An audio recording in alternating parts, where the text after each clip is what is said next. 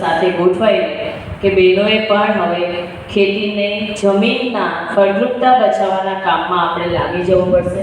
પ્રાકૃતિક કૃષિ કરીને આપણા મનને એક જડ બનાવી દીધું છે. આ બહુ જ મહત્વની વાતો કહી રહી છું. આપણને એવું છે કે સરકારનો પ્રોજેક્ટ છે, સરકાર કયા કરે, પણ સરકાર ત્યારે એમના આપણી સાથે મતતી નથી. સરકારને ખબર છે કે આવનારો સમય એ રસાયણ યુક્ત ખેતીનો નથી, રસાયણ વિજ્ઞાનની ખેતીનો છે. અને એટલા માટે આપણી સરકાર આજે આપણના બધાની પાછળ આ કામ માટે આપણને સૌને જોડી રહ્યા છે. બહેનો છે એટલે મને ખાસ આનંદ થાય છે કહેવાનું કે એક બહેન શું ના કરી શકે. હજી ખેતીના કામોમાં નોકરી હોય તો આપણને ખબર છે કે આકાશ સુધી બહેનો પહોંચી છે. ખેતીના કામમાં 80% સુધીની મજૂરીમાં બહેનો જોડાયેલી છે. એક એના હાથમાં 10%નો વહીવટ નથી અને 10% ખરીદીનો વહીવટ નથી. અને બહેનો જ્યારે ખેતીની કંઈ પણ ઉપયોગિતાની વાત કરે ત્યારે હંમેશા ભાઈઓ કે તને શું ખબર પડે તો શાંતિ રાખ. પણ આ ખરેખર બહુ જ ખોટી વસ્તુઓ છે જેને આપણે ચેલેન્જ તરીકે બહેનોએ લેવાની છે. તમે અહીંયા સીઆરપી એટલે કે ક્લસ્ટર રિસોર્સ પર્સન તરીકે પસંદ થયા છો જેનો બહુ આનંદ છે. આપણે કેટલા બધા ખેડૂતો સાથે કામ કરી શકીએ, આપણે બહેનો સાથે કામ કરી શકીએ. ખેતરમાં જઈને એ તમે આજના જ આપણે છાપામાં વાંચ્યું એક સરસ નોંધ છે કે જે દવાઓ છંટાય છે એના કારણે કેટલા બધા રોગ આવી રહ્યા છે. જેમાં આજે છે કે નાના બાળકોની આંખો કઢાવવાનો સમય આવી ગયો છે. અત્યાર સુધી આપણે કેન્સર કરતા હતા. હા, આજે છાપામાં છે કે અમુક પ્રકારના દવાને રસાયણ જે ખાતરો છાંટવામાં આવે છે એના કારણે પ્રાથમિક સ્કૂલમાં ભણતા બાળકોના આંખ ઉપર એવી નુકસાન થઈ ગઈ છે કે એમને આંખ કઢાવી નાખવાનો સમય આવે છે. ચશ્મા તો દૂરની વાત થઈ. ચશ્મા આવતા તો આપણે કહીએ તરત ટીવી જોવે છે, મોબાઈલ જોવે છે, પણ આંખ કઢાવવા સુધીના પ્રશ્ન પહોંચ્યા છે. અને ખરેખર આપણું કોઈ તમારા એક પણ ગામ એવું કહો કે જ્યાં એક પણ કેન્સરનો કેસ ના હોય અથવા કેન્સરના કારણે એક પણ મૃત્યુ ના થયું હોય.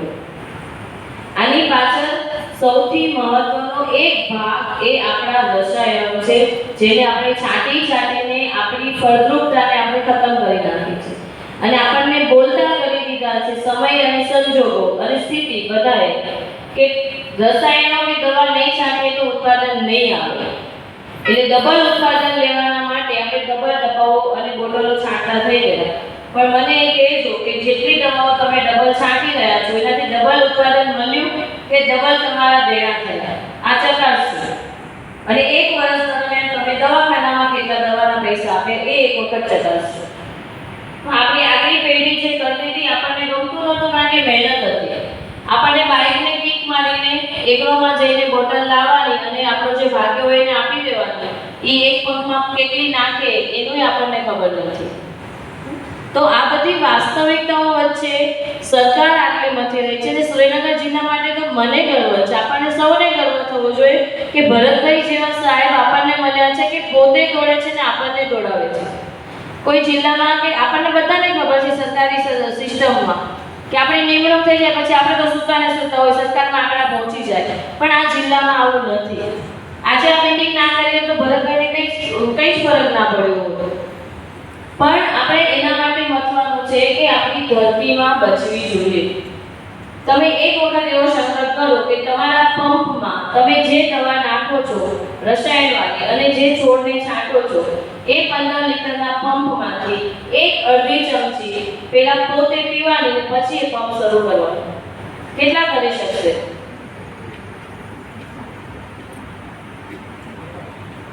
જો આપણે નથી કરી શકતા, આપણને ખબર છે કે આ ઝેર છે, આપણી માને આપણી ધરતીમાં જે આપણને ખોરાક આપે છે, નાના સગર્ભા બહેનો હોય ને, સગર્ભાની સ્થિતિ આવે ને પછી ડોક્ટરે કેટલીક દવાઓ બંધ કરી દે છે કારણ કે બાળક ઉપર અસર કરે છે. તો એ જ અસર આપણી જમીનમાં પણ થાય છે અને જમીન માટે એક ખોરાક આપણે ખાઈએ છીએ. અને કદાચ નાની વાડીઓ ખોરાકનો આપણો વિગો જુદો રાખતી હોય પણ આખા સમાજને તો આ કેન્સર જેવી સ્થિતિ કે રોગોની સ્થિતિ કોણ આપે છે? આપણે જ ધીમું જે સમાજમાં ફેલાવી રહ્યા છીએ. અને પછી આપણે એમ કહીએ કે જેવું કર્યું એવું ભોગવવાનું. આપણા ઘરમાં આજે બીપી, ડાયાબિટીસ કે કેન્સર આવ્યા વગર રહેવાનું નથી. મસાલા ને ખરેખર વાત જ નથી કરતી. એ તો ખાય મરે એ તો રોજ પ્રાર્થના કરું. પણ આ રસાયણ મુક્ત ખેતીના કામમાં જ્યારે સખી તરીકે આપણે સૌ જોડાયા છીએ ત્યારે થોડી હિંમત રાખવી પડશે, થોડી સ્પષ્ટ વાતો કરવાની હિંમત કરવી પડશે, કારણ કે ભાઈઓને એવું છે કે બહેનોને કંઈ જ ખબર નથી પડતી. એટલે ડબલ ખબર પડે છે એવી રીતે આપણી જાતને તૈયાર કરવાની છે. અને એ જે કરે છે ભાઈઓ જે પ્રાકૃતિક ખેતીમાં વારવાના છે એના માટે જે વસ્તુઓની આપણી પાસે માહિતી હોય એને આપણે કંઠસ્થ કરી, અનુભવ કરી અને પછી એ ખેડૂત સાથે પહોંચવાનું છે. આજે તમે જો અનેક જગ્યાએ ખેતી થઈ રહી છે. હમણાં ભાઈએ વાત કરી કે અમિતાએ એનો વાત કરી છે, સાહેબે વાત કરી છે, ટેકનિકલ ઘણા બધા કારણો છે. સારું માર્કેટ પણ છે, પ્રાકૃતિક સ્ટોર શ્રીનગરમાં પણ છે, ગોકા જેવા સર્ટિફિકેટ છે, બધી જ વિવિધ વસ્તુઓ. ખાસ શુભકામનાઓ આપું કે તમે ખરેખર આ સારામાં સારી લીડરશિપની તક મળી છે. આપણી ધરતીમાને બચાવવાની આપણને તક મળી છે. તમે એમાં સારામાં સારી રીતે તાલીમો મેળવતા જાઓ, વાંચન કરતા જાઓ, જ્યાં જ્યાં પ્રયોગો થઈ રહ્યા છે તમારા નજીકના ગામમાં ત્યાં જઈને સમજતા થાઓ અને પછી ખેડૂતો સાથે નાના નાના વાર્તાલાપ શરૂ કરો અને 1-1 વીઘા, 1.5 વીઘા, 10 ગુંઠાથી તમે આ કામ શરૂ કરો. મને બહુ જ આશા છે, મને જરાય એવું નથી કે આ નથી થઈ શકે એવું કામ, પણ એક વખત આપણે હિંમત સાથે આ કામને શરૂ કરવું પડે. જે મિશન મંગલમાં જોડાયા પછી કેટલા બધા બહેનોના સારા પ્રોડક્ટ્સનું વેચાણ સારી રીતે થઈ રહ્યું છે. ઘણા બધી જગ્યાએ બહાર પણ આપણે બધા જઈ રહ્યા છીએ સ્ટોલ નાખવા માટે, ગોવા હોય, દિલ્હી હોય, બધે જ. તો ત્યાં સુધી પહોંચ્યા હોય તો આપણા ગામના ખેડૂતો સુધી તો આપણે પહોંચવું જ પડશે અને તો જ આપણે આપણા જીવનને તંદુરસ્ત બનાવી શકશું, આપણી આવનારી પેઢીને તંદુરસ્ત ખાવાનું આપી શકશું. હવામાં બદલાવ આવ્યો છે માત્ર આપણા રાસાયણિક છંટકાવના કારણે. મે મહિનામાં ક્યાંય વરસાદ નથી જોયો, પણ આ વરસાદ શરૂ થઈ ગયો છે. માવઠું નથી, કારણ કે આપણે દવાઓ નાખીને ઓઝરને એટલું મજબૂત કર્યું કે વરસાદ આપે. તમારે નથી જોતો ત્યારે આપશે.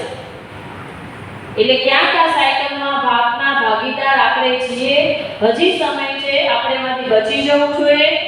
બધા જ કરે છે એવું કરવું એવું ક્યાંય નિયમ નથી. ગાળિયા પ્રવાહમાં ચાલવું એવું નથી. અહીંયા બેઠેલા છો એટલા પણ જો 1 વીઘાની શરૂઆત કરે તો કેટલું મોટું કામ થઈ છે. કેટલી બધી જમીન આપણી બચી શકે એમ છે અને આપણે બચાવી જ રહ્યા ને. તો તમારા ગામમાં આજે 10, 15, 20 માથા બહારના છે, એ બધા જ માથા બહારના આવી જશે અને તમારા ખેતરમાં તમે એ જ પંપ લઈને છાંટવાની મજૂરીમાં જશો. કારણ કે શહેરોમાં આપણા બધા માટે જગ્યા તો છે જ નહીં. એ મકાનો નહીં મળે, ઝૂંપડાવાળીને રહીશું ને પછી સરકાર આવીને ગમે ત્યારે આજે જેમ આ વર્ષે જેમ ચાલુ કર્યું છે દરેક જિલ્લામાં ઝૂંપડપટ્ટી હટાવવાનું કામ, એમાં ક્યાંક આપણે ભાગીદાર થઈશું.